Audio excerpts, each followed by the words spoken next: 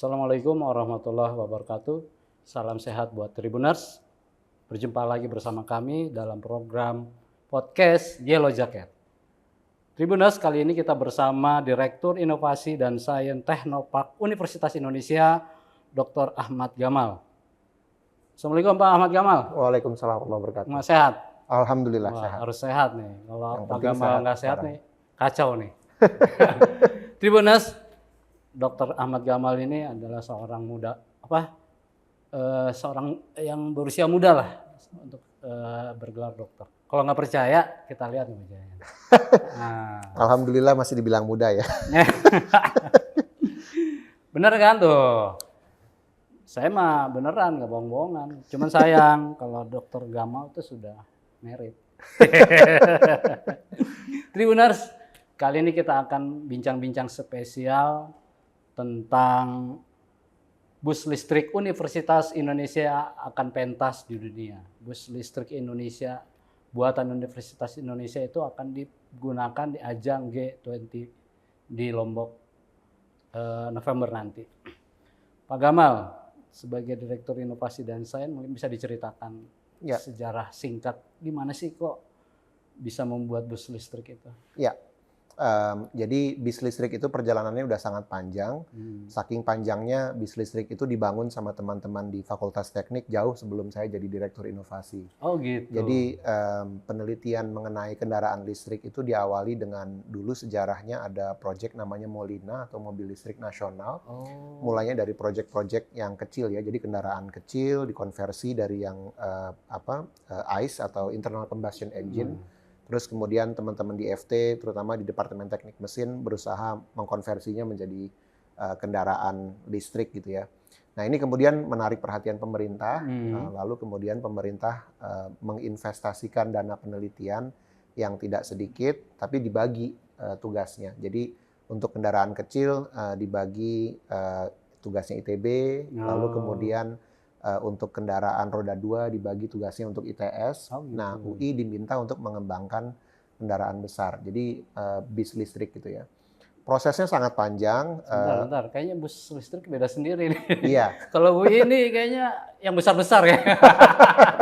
Lanjut, Pak. Ya, jadi karena memang challenge-nya beda-beda. Yeah. Kalau misalnya kendaraan kecil itu kan mungkin baterainya tidak perlu terlalu besar gitu ya. Sehingga kemudian yang paling sulit barangkali untuk kendaraan kecil adalah misalnya teknik dan teknologi keamanannya gitu ya.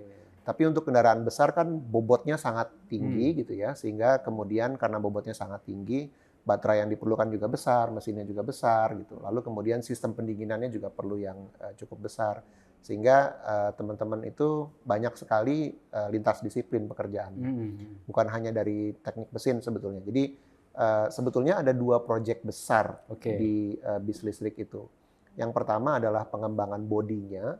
Pengembangan bodinya itu dikepalai oleh Profesor Danardono dan juga salah satu sahabat saya, Pak Dr. Muhammad Aditya. Mereka ini yang mendesain kira-kira rancang bangun platform bisnya seperti apa. Lalu kemudian ada sekumpulan engineer dari Departemen Teknik Elektro yang mengembangkan mesinnya, sistem inverternya, dashboardnya, lalu kemudian berbagai sistem kelistrikan yang lainnya. Nah, ada tim ketiga sebetulnya yang tidak ada hibahnya gitu ya, tapi ikut juga mengembangkan sistem air conditioning-nya atau AC-nya. Jadi sebetulnya kerja yang luar biasa banyak, prosesnya itu sudah panjang dari 2018 untuk pengembangan bisnya sendiri. Dan kita sekarang yang kelihatan ya baru kebetulan pada saat saya jadi direktur tahun 2020 udah mulai kelihatan hasilnya gitu ya. Ada cerita suka dukanya nggak ketika mendesain? Dukanya banyak. Teman-teman peneliti saya rasa bisa lebih banyak menceritakan dibanding saya. Mendatangkan komponen itu kan tidak mudah ya. Seringkali sebetulnya pada saat kita mau membangun sistem yang sulit adalah komponen-komponen ini kan semua ada yang memang kita kembangkan sendiri, ada yang barangkali harus kita beli jadi gitu ya. Nah, sistem yang beli jadi ini nggak selalu bisa mix and match, lalu kemudian proses pengadaannya nggak smooth dan seterusnya. Belum lagi mencari mitra yang memang bersedia untuk bersama-sama mengembangkan teknologi dari nol, itu kan nggak gampang ya. Karena terus terang buat mitra industri kita juga jauh lebih mudah untuk ya beli jadi bisnya atau beli jadi komponen dan kita rakit di sini. Jadi kami sangat beruntung sebetulnya karena mendapatkan mitra yang memang bersedia untuk bersama-sama Universitas Indonesia untuk mengembangkan sebuah teknologi baru. Oke. Tribuners saya pikir kayak di film-film gitu. Masuk bersih gitu, keluar kamar, keluar ruang penelitian berewokan. Kayak gitu nggak? Nggak pernah lihat matahari ya? Ya nggak lihat Iya, matahari. iya. Jadi manufacturing yang menjadi mitra kami itu di Kudus ya. Saya dengar sendiri cerita teman-teman peneliti bahwa mereka itu sering sekali bolak-balik dari Jakarta ke Kudus untuk melihat mensupervisi langsung proses pembangunan bisnya, dan ya banyak yang ceritanya kemudian jadi jarang pulang gitu ya, jadi jarang ketemu istrinya atau anaknya dan seterusnya. Jadi memang pengorbanannya luar biasa besar ya para peneliti kami. Gila ya. Sebulan kali nggak ketemu istri, nggak ketemu anak, Oh, bayangin. 3 tahun. Oh, bukan 3 sebulan. tahun loh. 3 tahun nggak ketemu tuh. Di Jadi- lab mulu ya. Ya, jadi kan yang paling sulit sebetulnya adalah kalau kita cuma merakit teknologi yang udah jadi gitu ya, kan semuanya speknya udah mix and match gitu. Oke. Tapi kalau kita mengembangkan sebuah rancang bangun dari baru, pasti ada masalah pada saat mereka diintegrasikan sebagai satu sistem gitu. Nah, yang selalu diceritain peneliti adalah ya ternyata inverternya ini bagus di lab, tapi pada saat dipasang di bis ada masalah. Lalu kemudian mesinnya ternyata terlalu berat untuk misalnya platform yang dikembangkan oleh tim kami gitu ya. Jadi ada banyak sekali cerita tentang pada saat mengintegrasikan seluruh komponen yang dikembangkan sendiri-sendiri itu masalahnya sebetulnya banyak karena kalau di teknik itu ada yang namanya tingkat kesiapan teknologi. Oke. Jadi kalau kita ngembangin di lab kelihatannya semua baik-baik aja, Iya, tapi padahal- pada saat mau diterapkan di dunia nyata ternyata baru kelihatan. ketahuan masalahnya gitu. Itu pada saat penelitian ada ribut-ribut nggak? Yang gue nih, yang bener nih. Enggak, alhamdulillah karena semuanya engineer gitu ya, semuanya menyadari bahwa pada akhirnya kita punya goal sama-sama untuk punya bis yang kita bisa banggakan sama-sama gitu ya. Jadi alhamdulillah semua teman-teman yang terlibat dalam proses penelitian itu tidak punya ego sektoral. Iya. Jadi kalau misalnya ya AC-nya dipasang terus kemudian nggak nyambung gitu, ya artinya dua-duanya perlu disesuaikan. Oke. Bodinya perlu disesuaikan, lalu kemudian AC-nya perlu disesuaikan gitu Iya. teknologinya. Kalau ada ego sektoral kan nggak ada yang mau ngalah gitu ya. Nah kalau nggak ada yang mau ngalah nggak jadi itu bis gitu. Iya, betul. Apalagi nggak ketemu istri 3 tahun kan. Wow. Iya dari 2018. Jadi 2018 proses hibahnya dimulai, 2019, lalu kemudian di 2020 itu sudah masuk ke tahun yang kedua, dan sekarang masuk ke tahun yang ketiga. Jadi kami sudah sedang berupaya untuk mengkomersialkan bisnya, karena prototipe-nya sendiri udah jadi. Pak Kamal, titik tolak bus listrik itu dinyatakan laik jalan itu kapan? Dan kapan gitu? Jadi pertanyaan yang sangat bagus ya. Jadi sebetulnya ada banyak sekali yang namanya prototipe itu mungkin dia bisa jalan gitu ya, mungkin dia bisa bergerak gitu, tapi sebetulnya pada saat dia lolos dari sertifikasi yang diprogramkan oleh Kementerian Perhubungan, terutama melalui Dirjen Perhubungan Darat, itu yang disebut dia layak jalan di jalan raya gitu. Nah, sebagian besar dari teknologi kita itu baru sampai di prototipe saja. Nah, prototipe itu juga ada macam-macam tingkatannya. Jadi kalau di istilah NASA pernah mengembangkan yang namanya sistem pemeringkatan teknologi gitu. Teknologi itu seberapa mapan ya. Nah, yang dibilang teknologi yang mapan adalah tingkat kesiapan teknologinya 9. Tingkat kesiapan teknologi 6 itu artinya kalau dia diuji coba di lab, semuanya baik-baik saja. Tapi kalau dia sudah bisa diuji di kehidupan nyata, itu dia tingkat kesiapan teknologinya 7. Nah, kalau dia lolos sertifikasi dari Kemenhub, sertifikat uji layak jalannya itu, maka kemudian dia sudah lolos di sertifikasi 7 gitu. Nah, itu sebetulnya yang jadi titik tolak kami. Targetnya adalah itu. Jadi memang sudah layak jalan dan aman untuk ditumpangi ya? Betul. Walaupun tanpa bunyi tapi aman. Beneran? Bunyinya justru dari AC. Oh, dari AC Jadi ya? AC-nya lebih banyak suaranya dibandingkan mesin karena mesinnya sama sekali nggak ada suaranya kan, mesin listrik kan. Oke.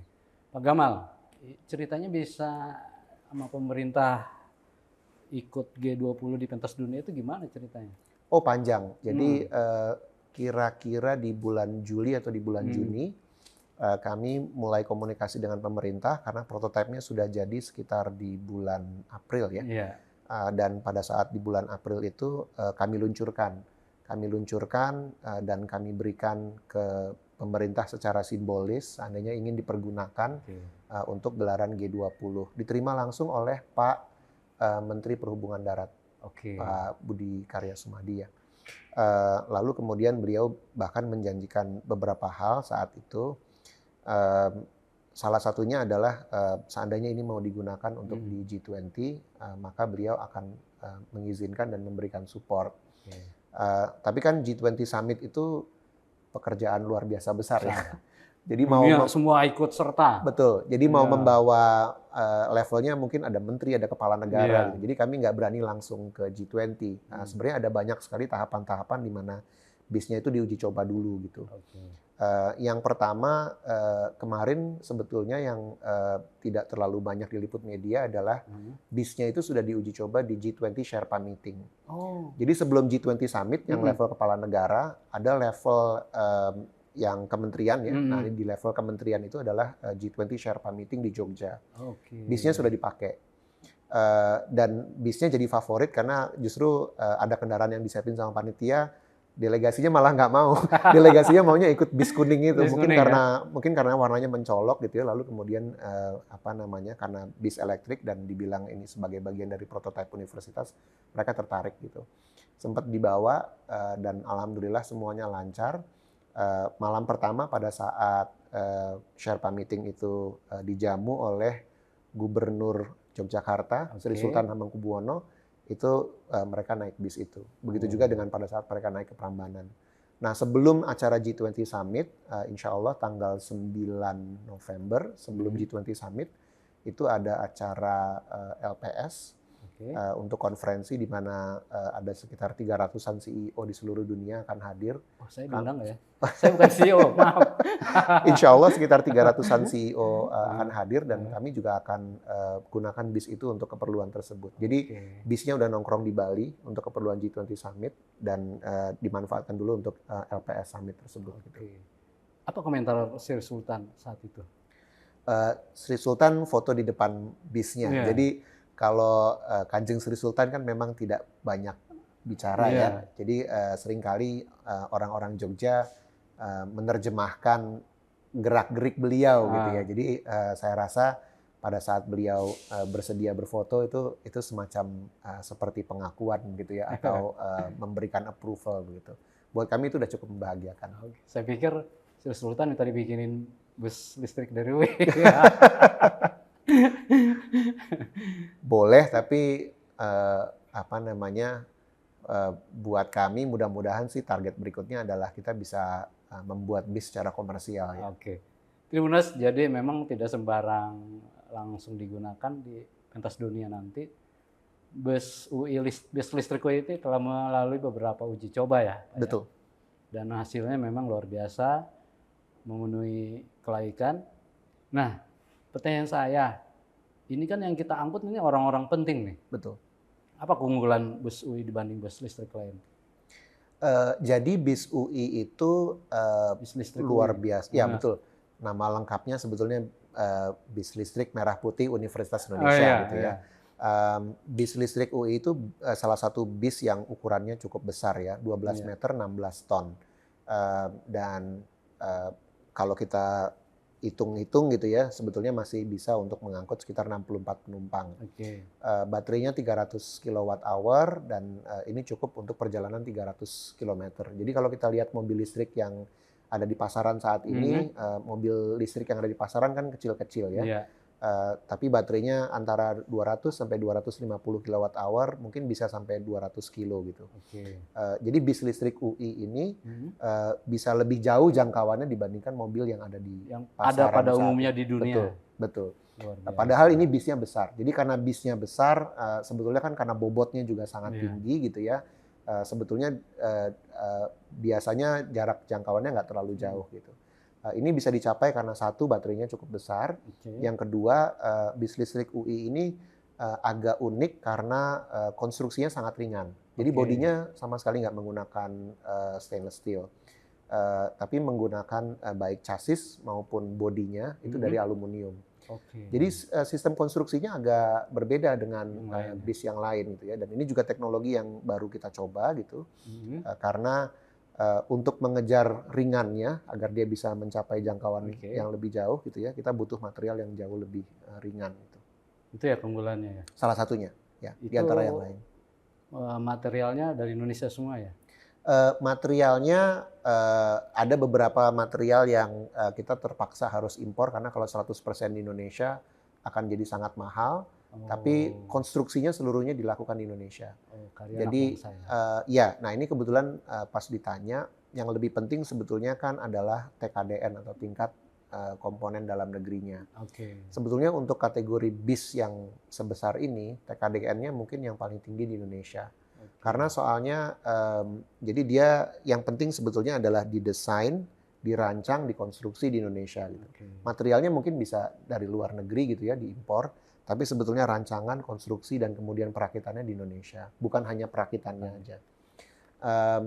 Jadi yang sebetulnya merupakan bagian dari TKDN adalah rancang bangunnya, lalu kemudian bukan hanya bisnya ya, tapi juga termasuk chassisnya ya. Nah, chassis ini sebenarnya yang paling susah. Paling susah ya dibuat itu ya. Betul, karena seringkali suka lihat nggak kalau dari Tanjung Priok gitu ada orang yang bawa truk tapi truknya mohon maaf telanjang ya, maksudnya nggak ada tulang-tulang doang. Betul, nah itu namanya chassis kan ya. Jadi chassis itu yang seringkali masih kita impor. Jadi jarang sekali ada perusahaan di Indonesia yang memang sanggup membuat chassis sendiri. Jadi kemudian merancang chassis dan kemudian mengkonstruksi chassisnya di Indonesia ini sebenarnya sebuah kemajuan teknologi juga buat kita gitu. Lalu kemudian sistem inverter, sistem dashboard, hampir seluruh sistem kelistrikannya yang membuat mobil itu menjadi mobil listrik, termasuk juga komponen mesinnya gitu ya, itu juga sesuatu yang dirancang oleh teman-teman dari Fakultas Teknik. Oke, Tribuners, bus listrik UI ini adalah bus pertama di dunia ya? Bukan bis listrik pertama di dunia, tapi mungkin bis listrik pertama di Indonesia yang dari mulai rancang bangun, itu kita ya sendiri yang mengerjakan. Betul. Tapi chassisnya kan buatan berbeda dari yang lain ya kan? Betul, betul.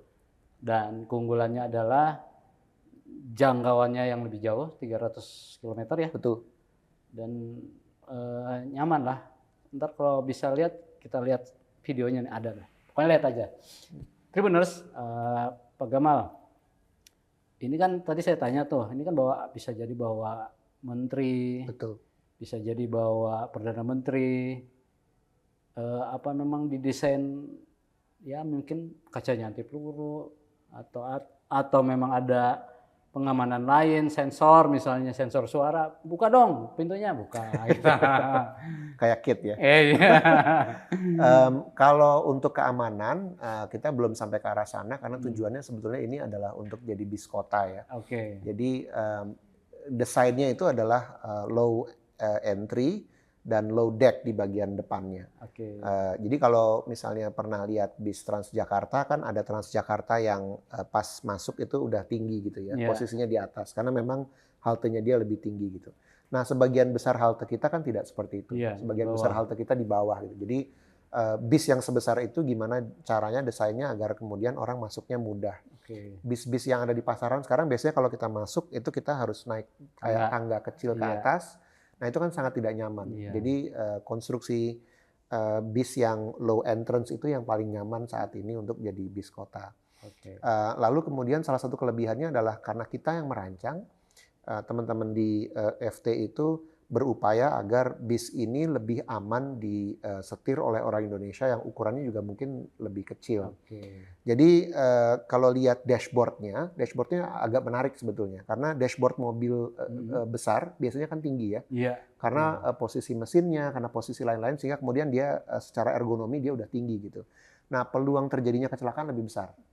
Karena logikanya ruang pandangnya supir itu lebih sempit gitu. Dan ada banyak sekali blind spot. Jadi supir itu untuk ngelihat bisa ngeliat ke situ ya ke depan. Dia harus begini kan untuk melihat ke depan gitu ya.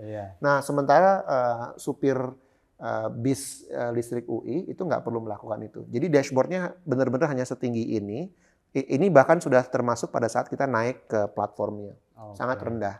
Lalu kemudian kalau kita lihat keliling gitu ya, bagian yang dari aluminium itu sangat kecil, yang lebih besar adalah bagian kacanya.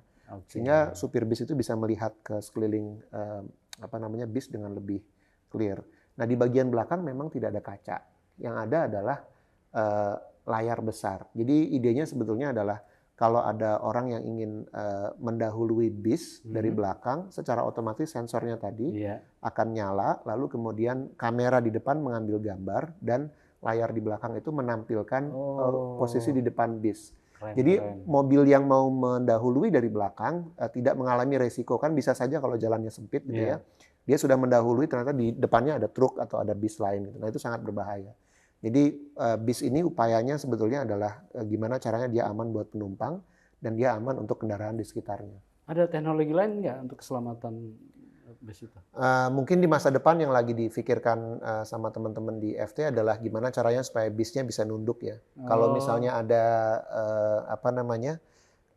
orang yang mohon maaf disabel ya, tidak mengalami kesulitan bergerak gitu kan, dia harus naik dengan lebih mudah. Saya rasa itu bisa dilakukan dengan relatif mudah sama teman-teman dengan suspensi yang bisa disesuaikan. Gitu ya. Katanya sekarang juga suspensinya udah naik turun ya, bisa naik turun. Betul, betul. Tribuners bisa naik turun, wah enak loh. Kayak njot-njotan. Pak Gamal, ini kan akan tampil di pentas dunia nih bus listrik. Ada berapa sih bis yang listrik yang akan dipakai, dan katanya ada nama-namanya? Iya, betul.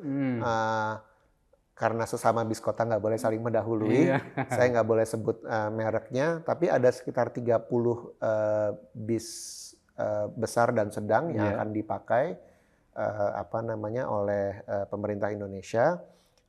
Sebagian besar memang masih impor, ada beberapa juga yang dikembangkan oleh Kemendikbudristek bersama dengan salah satu perusahaan BUMN, tapi mereka sepertinya belum bisa meluncurkan. Mungkin dalam perkiraan dalam bulan ini mereka meluncurkan. Ya. Ada namanya? Ada namanya, tapi kayaknya saya nggak boleh sebut namanya kayaknya.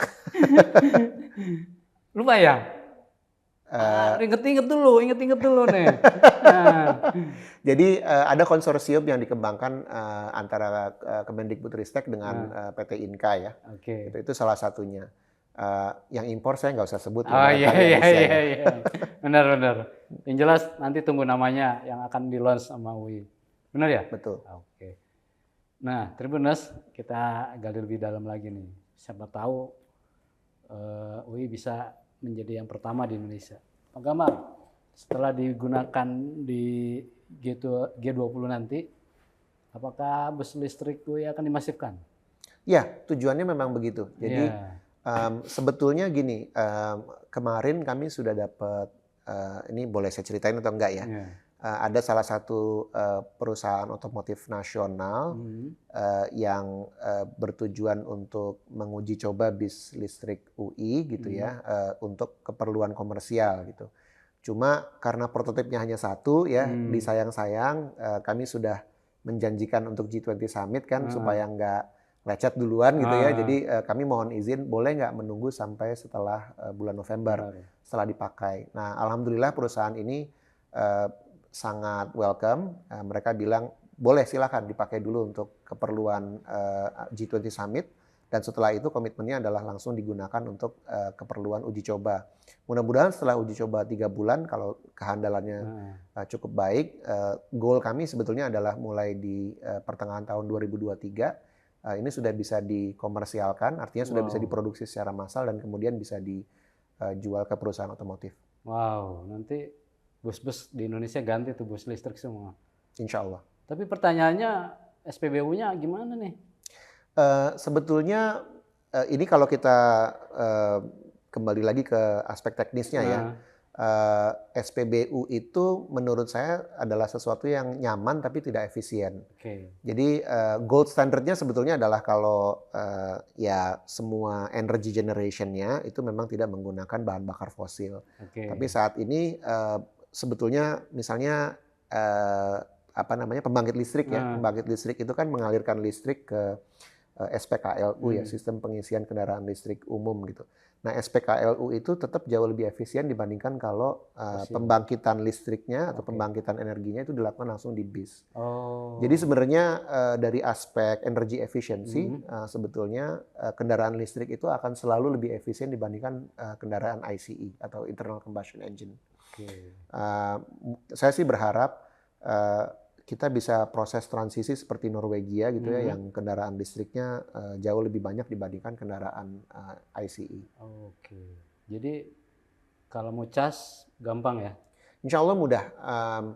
Kalau biasanya kan perusahaan otomotif itu dia punya langganan listrik ke PLN yang cukup besar ya.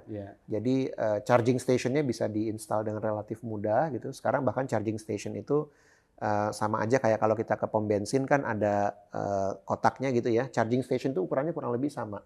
Jadi itu bisa dengan mudah diinstal oleh perusahaan otomotif. Dan daripada dia terus-menerus bisnya harus keluar, mendingan bisnya itu pada saat parkir malam hari nongkrong itu dicas gitu. Gitu ya. Betul. Lebih efisien ya. Jauh lebih efisien. Timbang setengah colok. Betul. Setengah colok gitu ya. Betul. Kalau kata teman-teman dari elektro, yang paling hemat sebetulnya dan yang paling safe untuk baterainya lebih aman adalah kalau dia sudah 30% baru di-charge. Jadi kalau dia cuma 70 atau 80% di-charge, sebetulnya kemampuan baterainya untuk saving energi itu jadi jauh lebih rendah. Ini juga berlaku sama dengan handphone misalnya atau alat elektronik yang lain. Tribuners, kita doakan bus listrik UI mampu menjalankan amanatnya, memberikan kenyamanan, keamanan, dan tentunya nama baik Indonesia yang sudah memproduksi bus listrik. Dan ini buatan anak bangsa. Kita doakan juga UI bisa memproduksi secara massal, dan tentunya kalau bisa mobil kecil, murah, bisa saya beli, orang-orang kayak saya. Amin. Amin. Demikian Tribuners, kita kembali nanti dalam topik yang lebih seru. Assalamualaikum warahmatullahi wabarakatuh. Waalaikumsalam warahmatullahi wabarakatuh. Sama-sama.